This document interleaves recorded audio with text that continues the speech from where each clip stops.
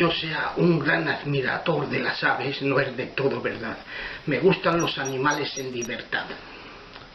La razón de venir aquí, a la Reserva Natural de Calla Sog, en Holanda, después de varias circunstancias que emprendí un estudio exhaustivo de este lugar.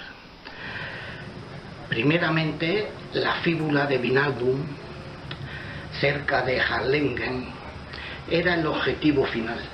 Encontré este artilugio al azar cuando calculaba la longitud norte desde la ciudad de Verdun, cerca de Luxemburgo, hasta el punto más alto de los mares del norte, a donde me lleva el punto X, más al norte, a la costa más alta de Europa.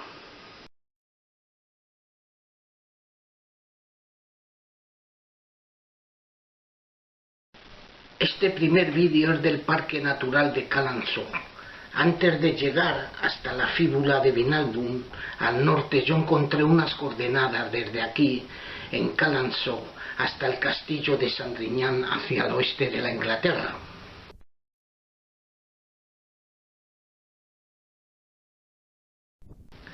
Por lo cual me decidí en quedarme primeramente aquí a pasar un par de días y hacer unas fotos al parque natural y encontrar algo parecido o algo que se asemejara al castillo de Sandringham en ruinas, o por coincidencia en este olvidado sitio al norte de Ámsterdam. Habían quemado el parque, eso sí, varias veces desde el principio de su inauguración. La Holanda es un país monarquista donde ciertas ciudades y parques incluidos son exclusivamente para uso de la nobleza y cuya preservación está en manos de personas subordinadas religiosamente al sistema. Seres los cuales, haciendo limpiar los bosques y parques, se dedican a explotarlos para la caza, la pesca o su uso privado para gentes de su antojo pertenecientes a grupos de la política moralista.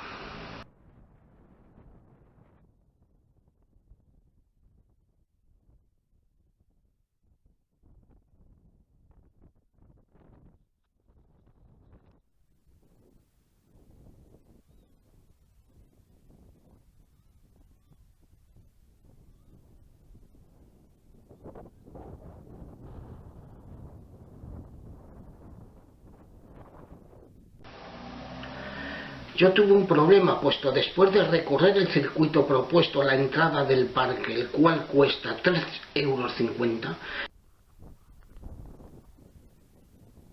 Aquí he llegado,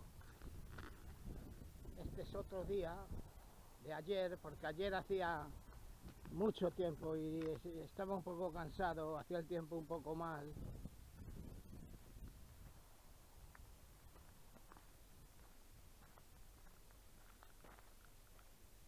El camino se desvía en el primer lago. Yo me dije de continuar derecho y dar la vuelta en el segundo lago porque me había parecido muy corto el paseo por 3,50 €.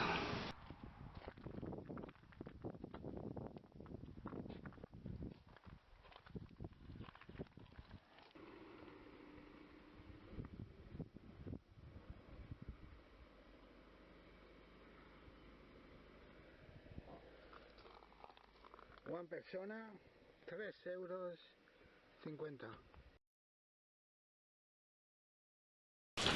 Entonces continué derecho, según este plano, y 2,5 kilómetros justamente hasta la curva, al fin del segundo lago, me sale al encuentro un tipo en el cual yo veía un moreno africano, pero según se iba acercando hacia mí, yo me imaginaba, me hablaría un chapurrea holandés, me dice en inglés, dar media vuelta y volver por el camino yo había venido.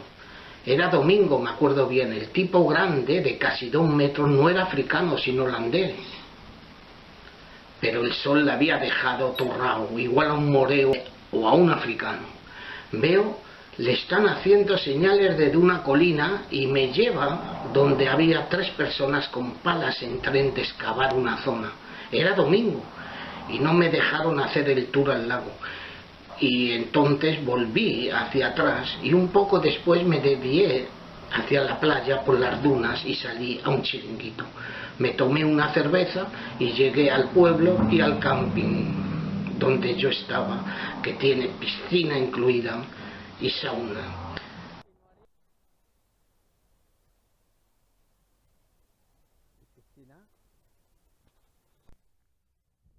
No me lo creía. Los trabajadores conservadores de la naturaleza me hacen dar media vuelta por el camino había venido. No tenían derecho, pero encima me lo dijeron de unos modales irrazonables, señalándome con el dedo la vuelta, dándome la idea del por qué podrían haber quemado varias veces estas dunas de Calansoj.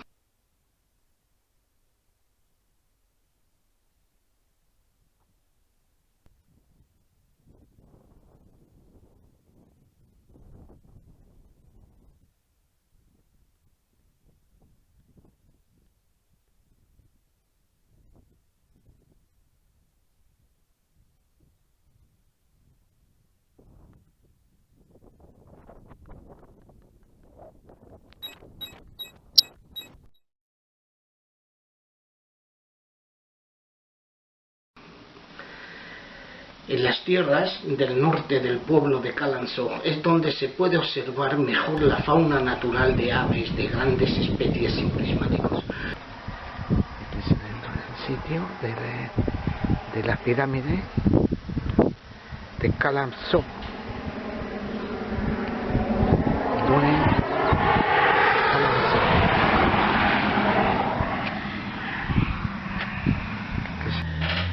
El lado norte de Calansoj está mejor preservado por los mismos granjeros y sus terrenos, donde cada parcela está rodeada de drenajes o zanjas fabricadas posiblemente hace muchísimos años para proteger los cultivos.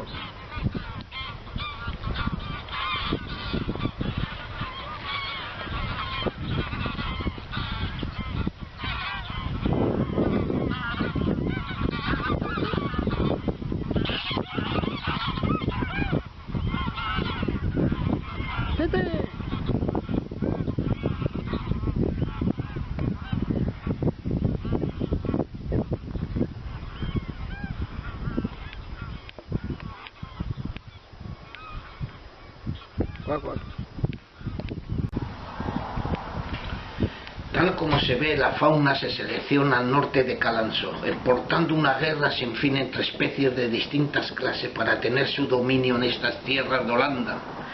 Esta fauna no reposa dentro del parque natural fabricado para ella. ¿Por qué?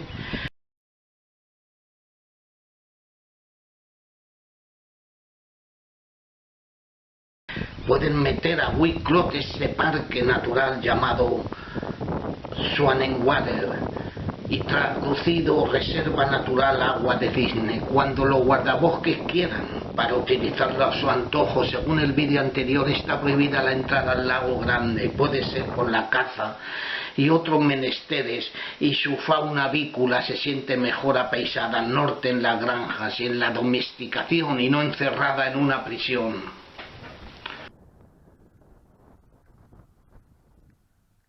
Igualmente a los terpes o montículos, frenando una incursión por el mar de bandidos o piratas desde el norte, sea de la Inglaterra. Dicho tema yo ajustaré más tarde cuando llegue a la ciudad de Arlingen. Forma de esas mesones, por ejemplo, esa mesón de allí. Esta mesón de sí se parece mucho a la de Khufu. Le falta la tétano, que es expresamente porque pueden tener muchísimo tiempo, y sobre todo también esa que hay aquí también, que la ha pasado con la bicicleta. Esa también tiene una forma piramidal. Voy a montar aquí arriba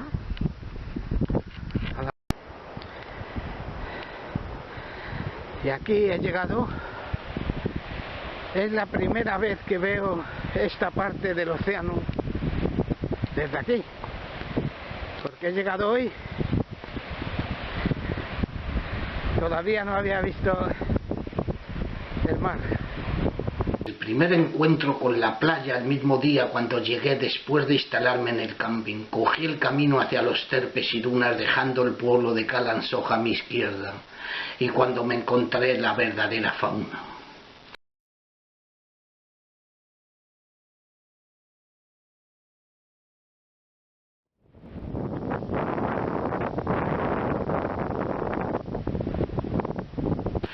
Después la playa me pareció muy rara, unos diques y una especie de pequeñas digas sobresalían hacia el mar solamente unas decenas de metros.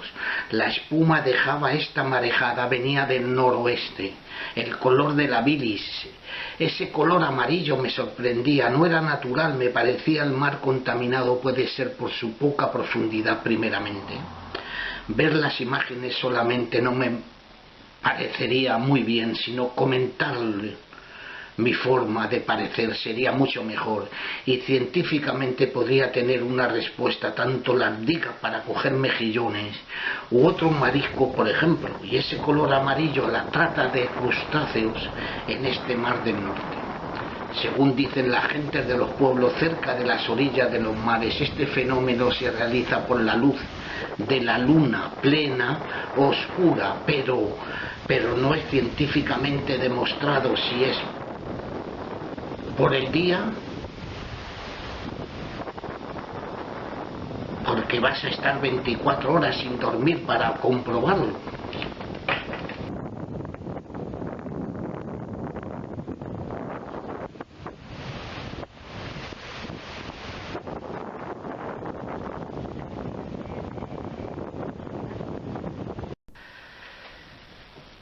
Mi primera intención antes de viajar a Kalanzhou era ver el pueblo de Den Helder, cual me pareció una punta de mar igual a la punta del pueblo de Skagen en la Dinamarca o la punta Urdel en Francia, donde hay un grande inmenso puerto de mercancías y de personas, es decir, pasar 2 días en Kalanzhou y remontar a pie 12 kilómetros hasta Den Helder y después a franchir los lagos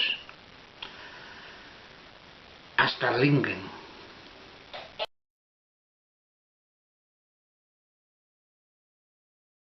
Todo en autobús o a pie. Después de tantos cálculos, igual a aquellos quienes buscan en el Internet una minúscula construcción en una montaña cualquiera en el cañón del Colorado, yo encontré una línea oblicua desde Meldorf a la Alemania. Además, también la perpendicular desde Meldorf hasta Stonegen pasa también por aquí.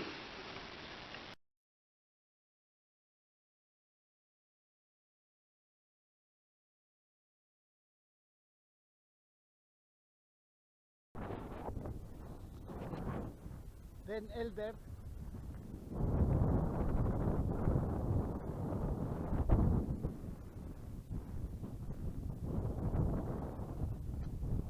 es ya tarde porque he venido andando desde Kalanzhou hasta aquí, menos 2 kilómetros, que me ha parado un coche y me ha traído así, pero ya casi es de noche.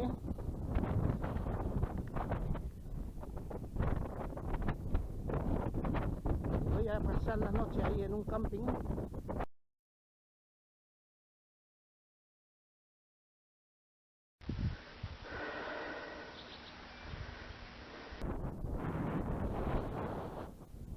Den Helder, ya muy tarde, son las 8, las 8:30.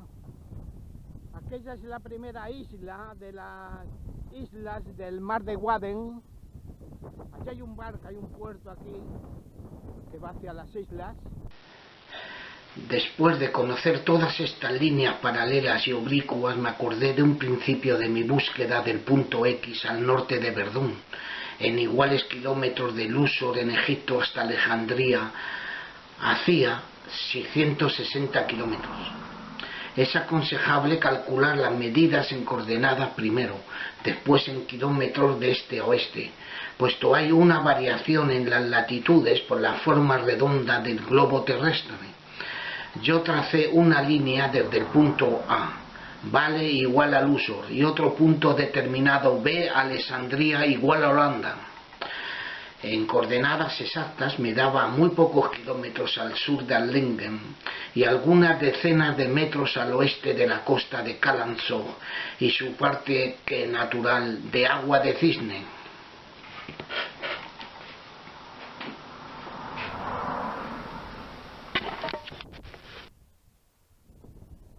Está el puerto, de Den Helder. No sé, puede ir, parece que tiene muchos puntos. Texel, el puerto.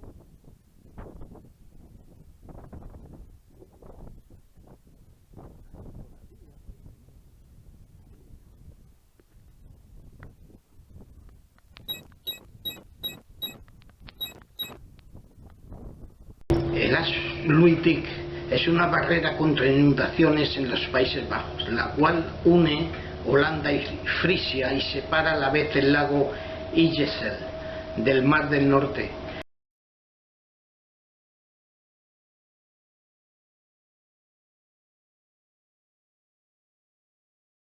El dique mide 32,5 kilómetros y protege gran parte de los Países Bajos contra las inundaciones.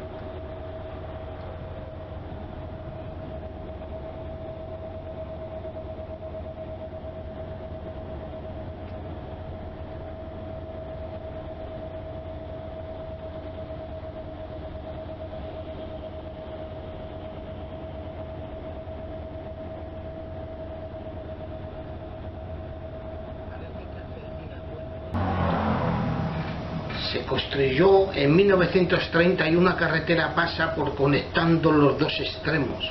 Esta carretera no está situada en el punto más alto del dique, por lo que desde la carretera no se puede ver el mar, sino se ve el lago. Hay un carril bici entre las autopistas y el punto más alto. Aquí son los Veolia,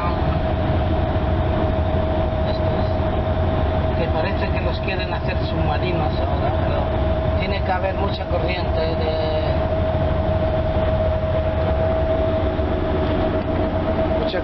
de aire.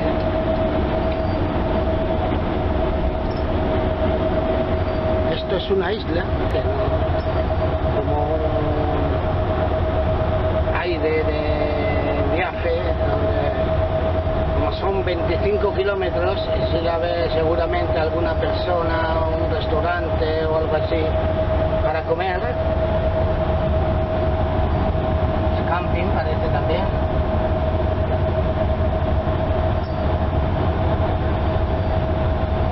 Gasolinera.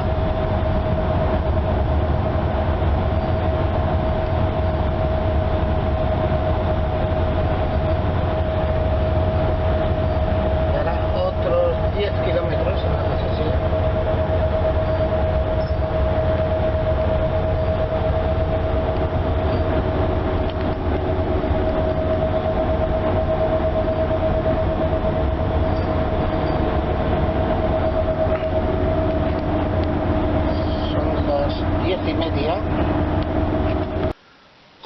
El lago Isseljemer es de agua dulce.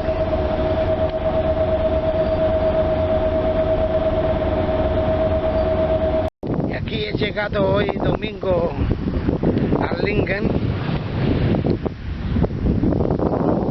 Justamente en este camping me he instalado.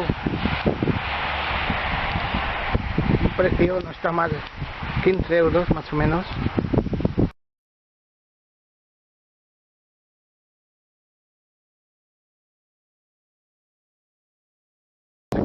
Arlingen, esa es la villa de allí, este es el camping donde me he instalado. Arlingen, por ahí cerca, detrás de esta casa de la vaca, hay un terreno con mesas y yo estoy solo en todo el terreno y la tienda la he puesto allí. En cuanto a Arlingen, mi idea principal era solamente visitar la aldea de Vinaldum, donde encontraron la fíbula en cuestión. Arlingen. Después ir a Leeuwarden, al museo donde guardan dicho artilugio, pero tenía 3 días para pasearme en autobús por la región frisia. Primero saborear el centro de villa de Arlingen. Las calles transversando Arlingen tienen puentes elevadizos.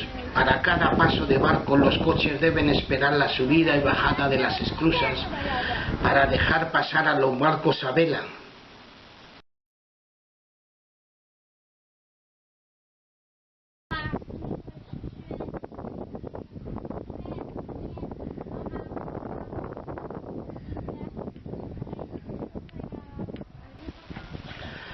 La ciudad de Arlingen está llena de barcos a vela, pero de velas muy grandes. Se puede decir una ciudad de parking de barcos a vela. Yo me digo, ¿por qué tienen estos barcos así en Arlingen? ¿Por qué todos los barcos son como los piratas de los Caribes? Por todos lados hay cientos de barcos en esta villa, con lo pequeña que es esta villa, y todos los barcos que hay, todos tienen la vela esa.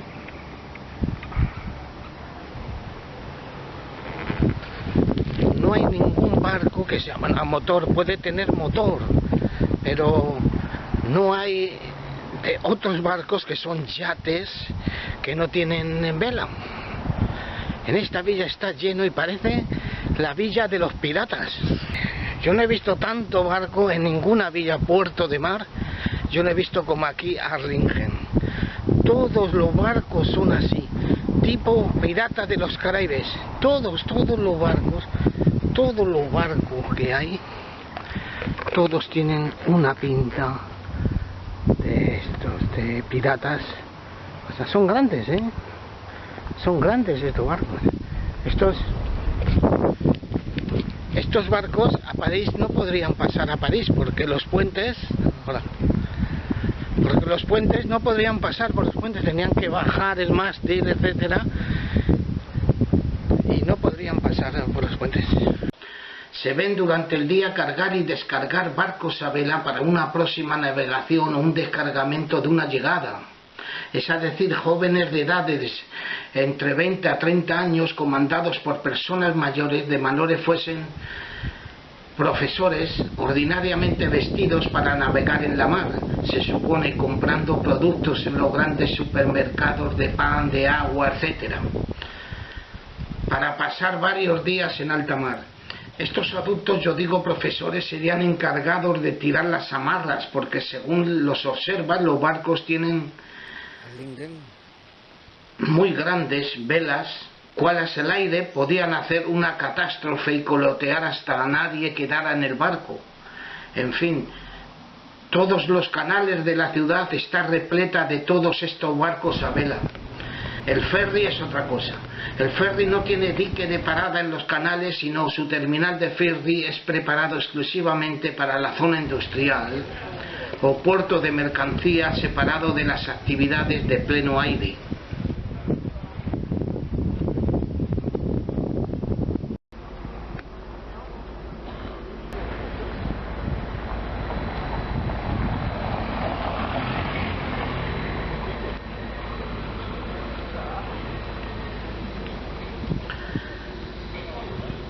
En cuanto a estatuas, Arlingen es una ciudad artística. Según te paseas por la ciudad, encuentras estatuas en la calle, exposiciones en el puerto donde exponen no importa cuál artefacto encontrado en la basura.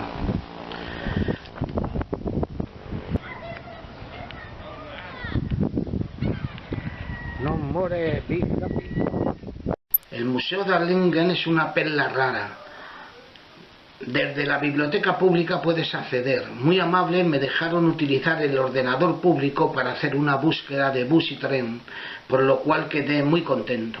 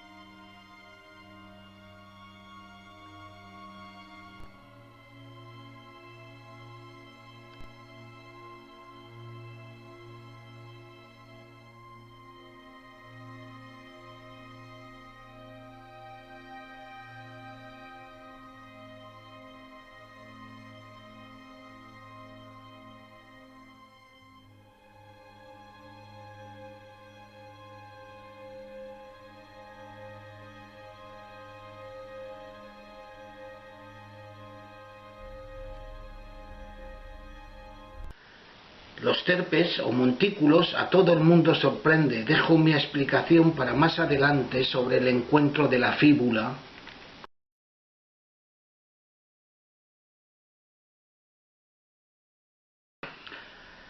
Aquí debo comenzar por partes después de mi llegada de Den Helder y Calanzog. Atravesar el puente Asluidig es natural en domingo, esperar al lunes, pero el lunes el Museo de Leeuwarden estaba cerrado.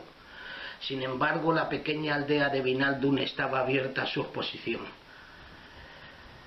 Debería yo hacer un vídeo dedicado solamente a la fíbula de Vinaldum, pero no. Yo quiero ajustar mi viaje desde un principio hasta el final del mismo.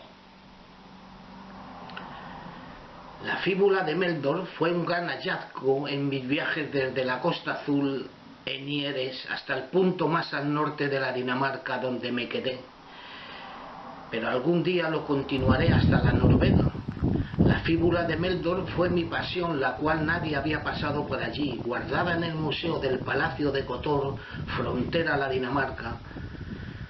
No significa yo haya realizado este viaje, el cual me llevó unos 10 años para observar esa fíbula, sino fue un encuentro muy parecido a este de la fíbula de Vinaldum. Era muy circunstancial este reencuentro en medidas exactas, lo cual me hacía esta aventura más excitante, conocer la zona del lago Iselmer, Isel o lago de Isala.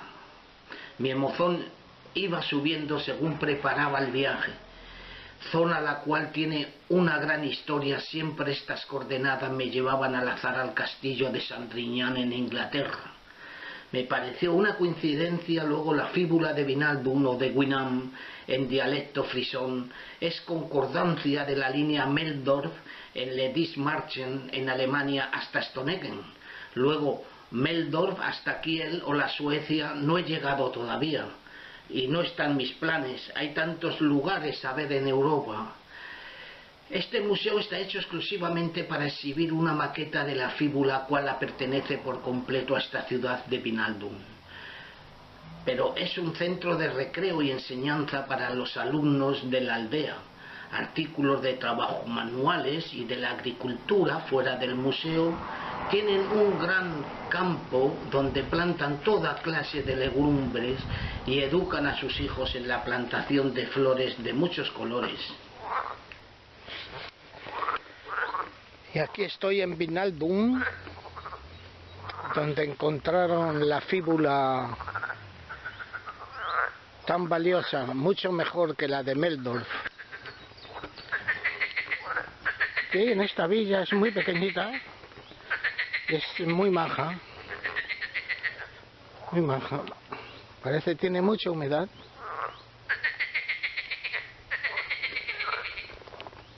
Aquí hay un petit lago, que hay unas lingam.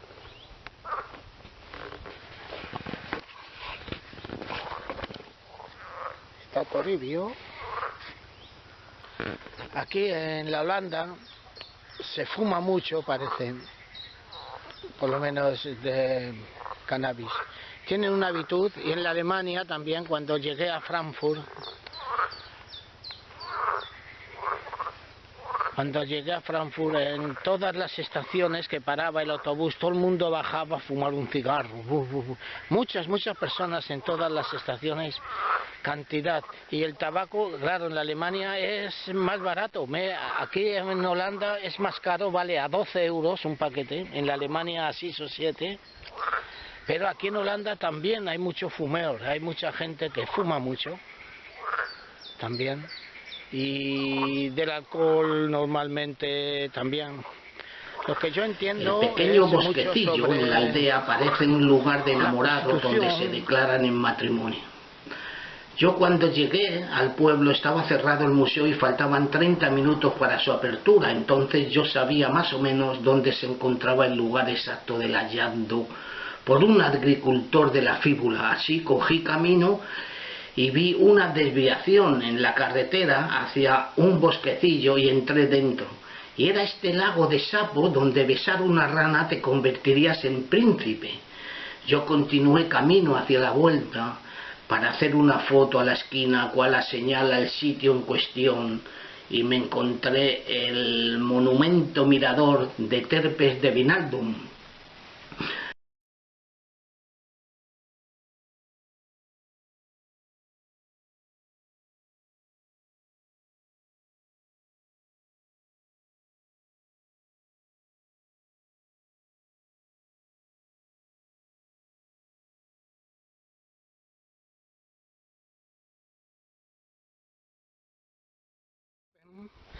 Son montículos para que el agua, separar esto, si la ve todo inundado de agua, ¿no? Por ejemplo, si era todo inundado de agua, hacían terpes así, ¿no? Está como unas montañitas, así, para hacer el agua bajar abajo, tener un canal. Data muy tarde, el siglo XII, dicen. Siglo XII, pero nadie el siglo XII no se sabe el calendario que podía haber antiguamente. ¿Para qué saber el siglo XII? Aquí hay algo también. Vamos a ver. ¿Qué es esto? Según el sitio web del pueblo, es una torre de vigilancia realizada en acero a la misma altura que el montículo ahora excavado en Vinaldum, con el texto: al lenguaje más alto que esta tierra sea libre a la luz del futuro, de Ave de Bries. El diseño es de la agricultora de arquitecta Ninke Ries Jukema. Otra web.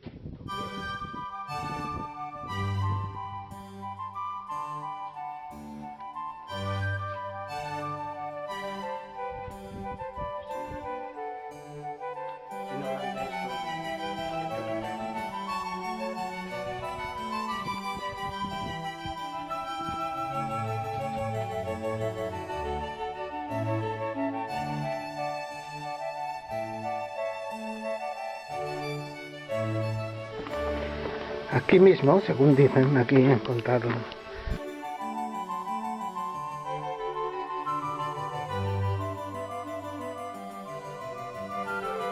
Ahí en la esquina.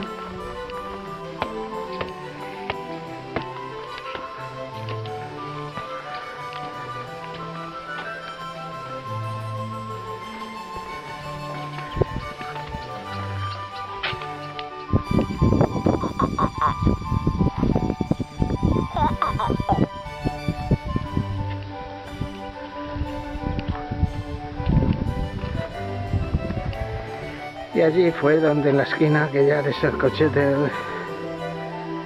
una carretera con la otra,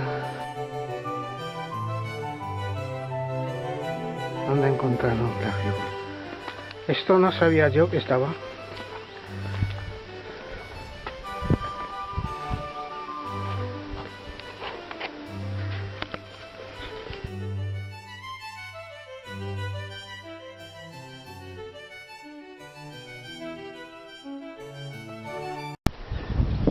Montículos.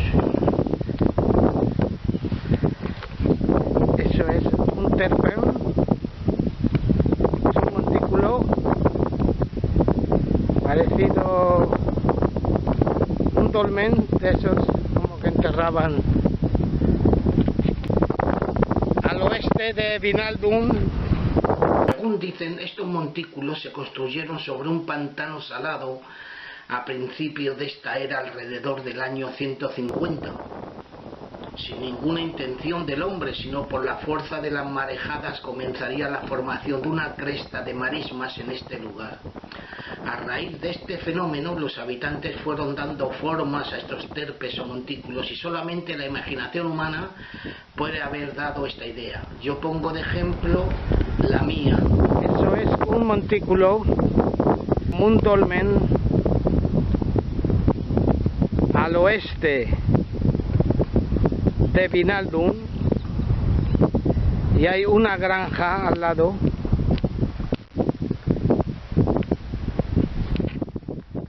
Estos terpes son muy activos.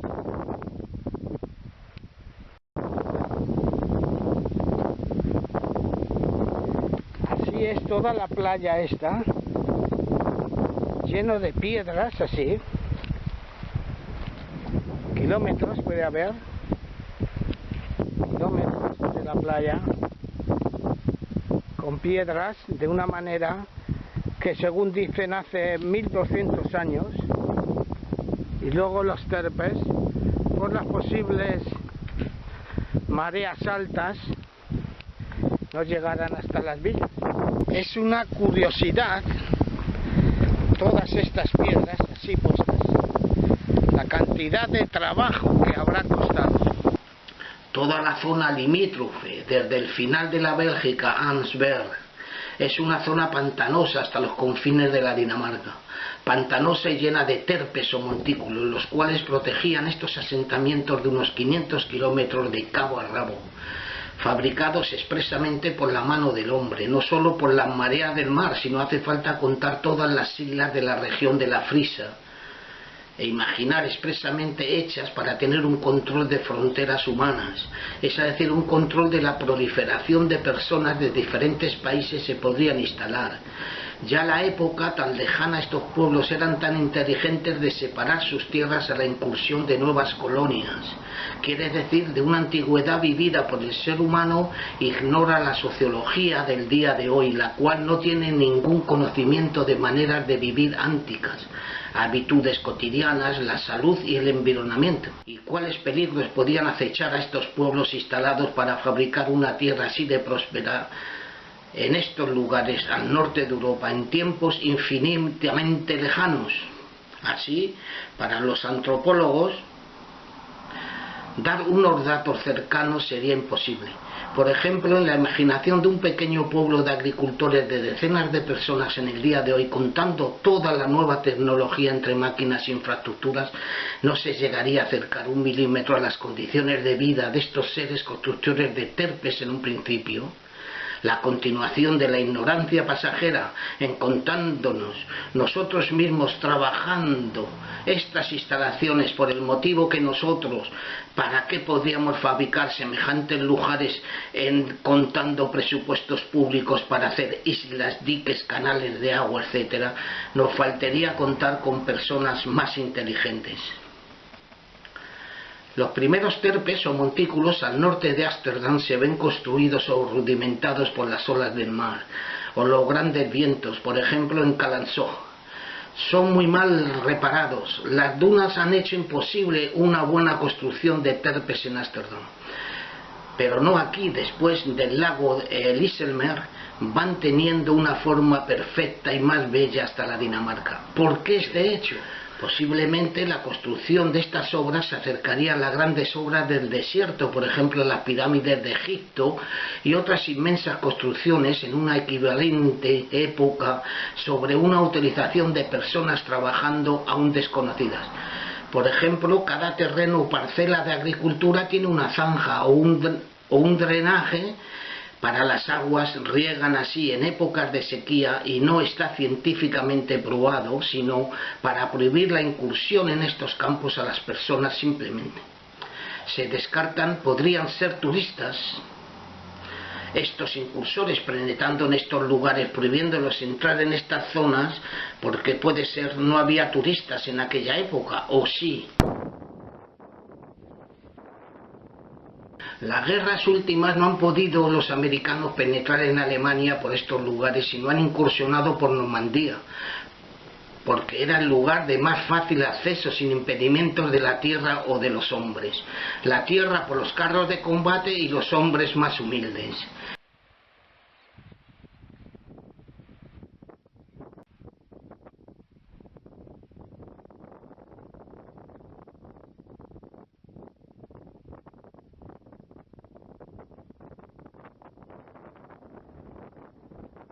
Y Le Treport no irían a fabricar expresamente estas falesas contra las incursiones enemigas hace una gran década de tiempo. Escalar estos muros costaría mucho esfuerzo para los bárbaros en penetrando.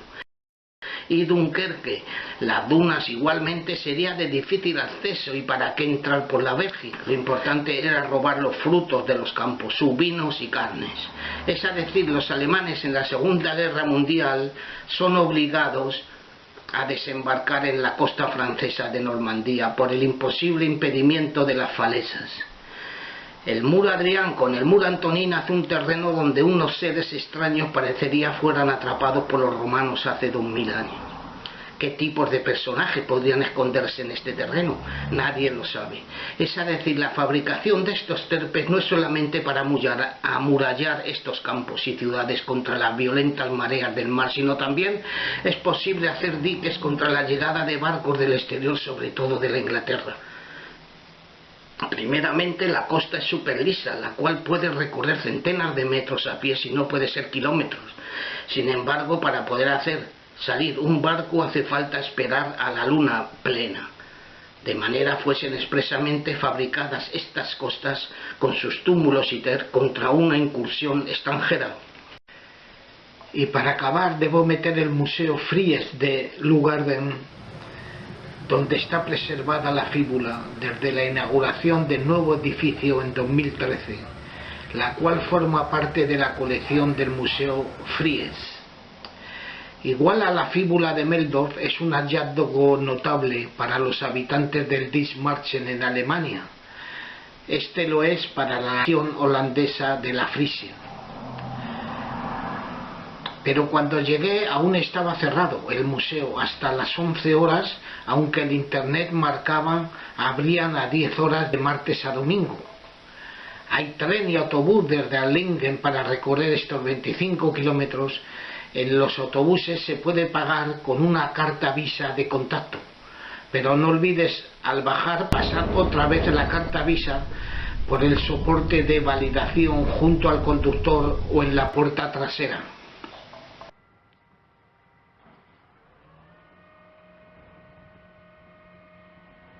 Estoy aquí en el Museo Cívico de Lugarden.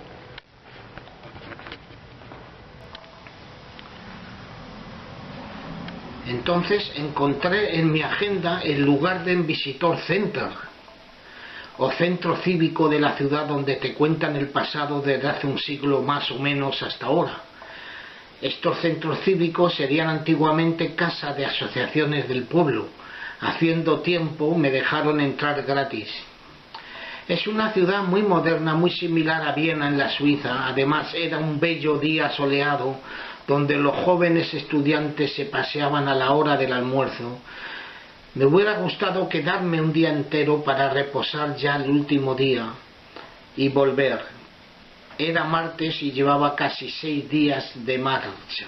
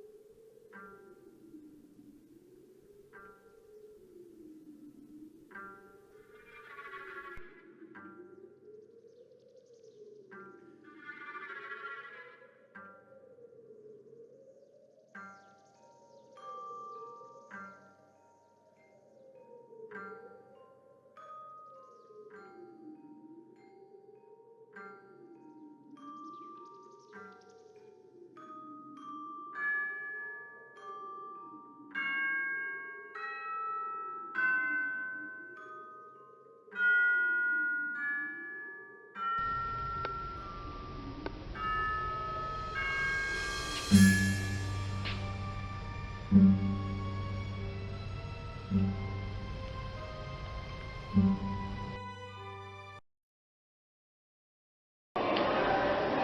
dónde estaba colocada la fíbula de Vinaldum me era primordial.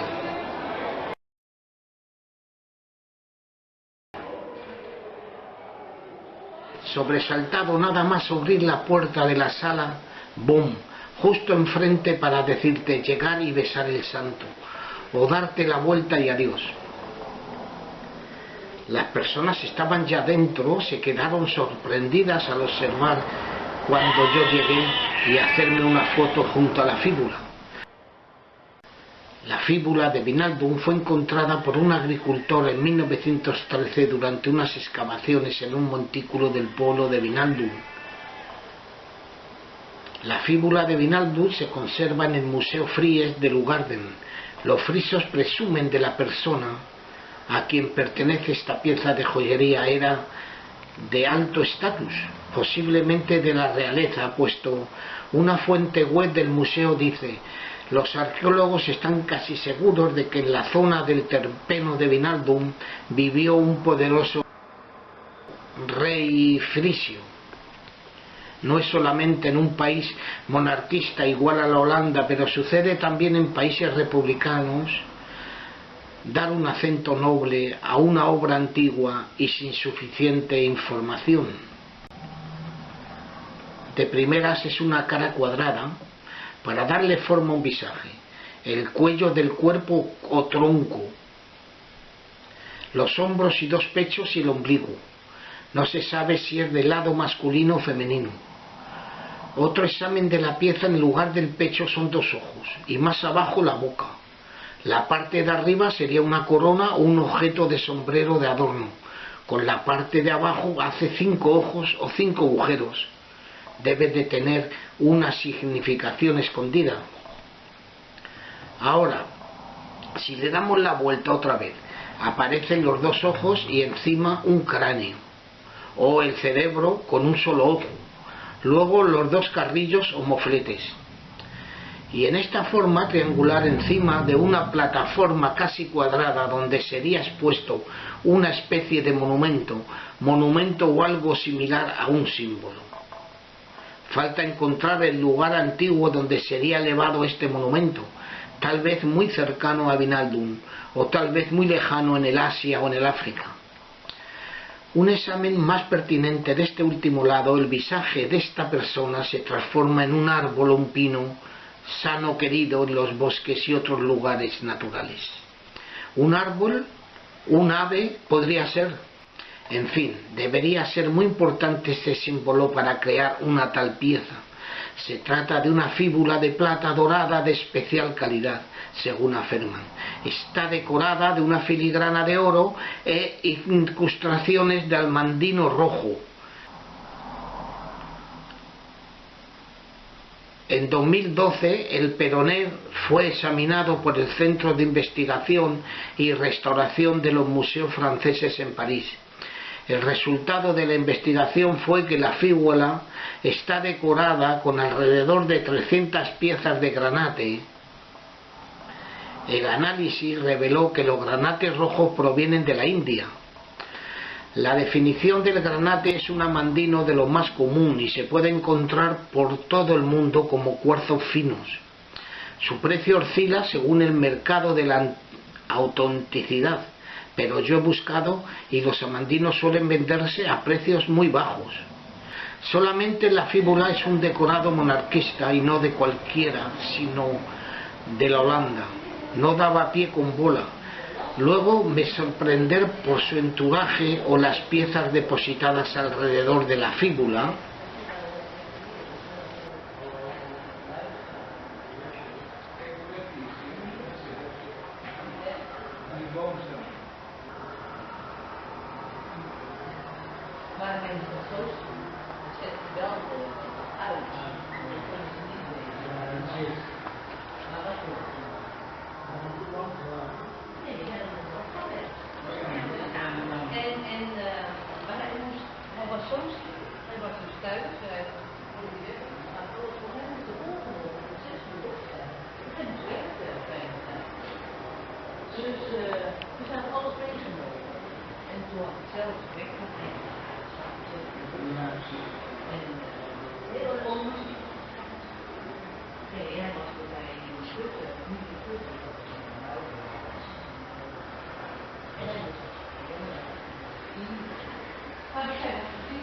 Los aficionados a los extraterrestres inventarían una gran exposición, pero cuando buscas por internet este artilugio, te sale el jugador de fútbol Georgino Wijnaldum, nacido a Rotterdam, de ascendencia brasileña. Yo no sé para qué serviría este artilugio, pero lo denominan fíbula, quiere decir broche o botón de un vestido, una capa, etc.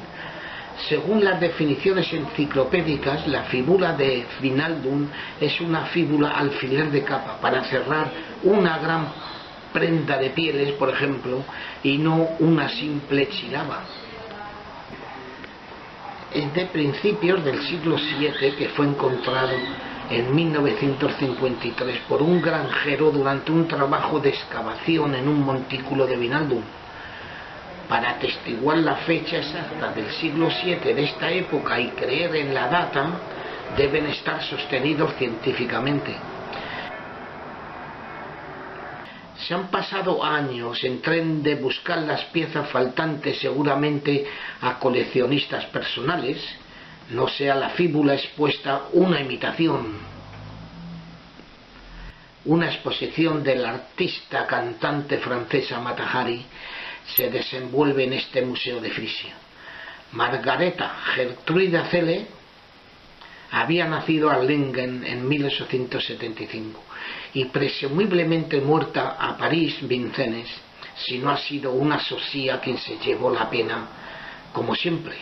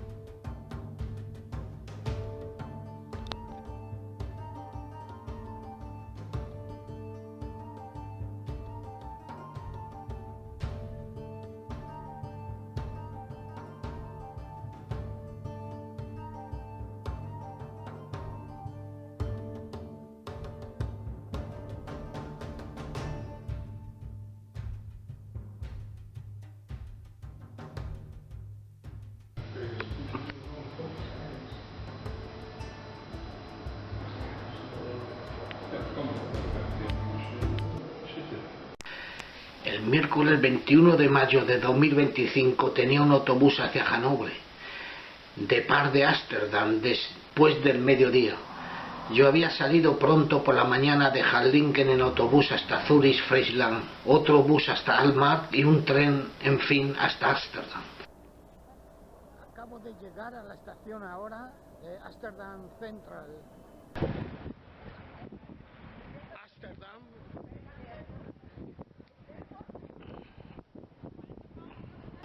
Tenía unas 3 horas para guardar la mochila en consigna de equipaje de la estación central de tren, dar una vuelta por Ámsterdam y tirar unas fotos, comer algo y volver hacia la estación de Sloterdijk, donde el autobús me esperaba.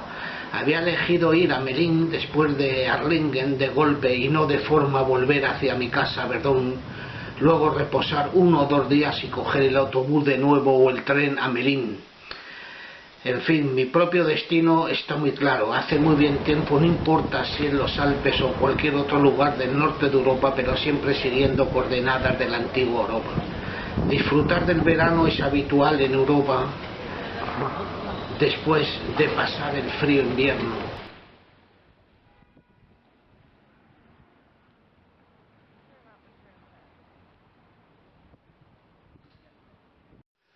No podría ir yo más lejos, pero sí, no soy yo tonto del todo. Tirar la toalla en una playa de México, por ejemplo, alquilar un chalet al lado del mar en una de las islas paradisíacas de Malasia, no es mala idea tampoco.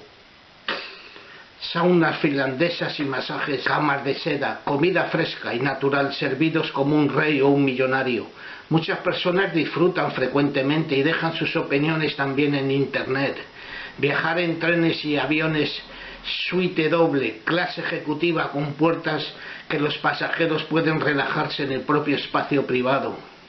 Estas suites ofrecen iluminación ambiental completamente reclinables. ¿Pero no sería todo esto aburrido y traumatizante?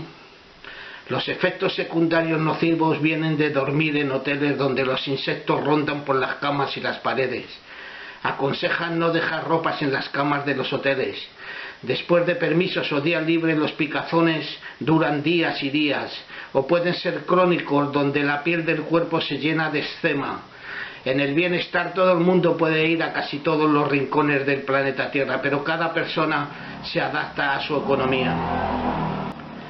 Este es uno de los mejores vídeos que he montado. Me entretengo mucho realizándolos. No sé si dentro de unos años podré decir lo mismo.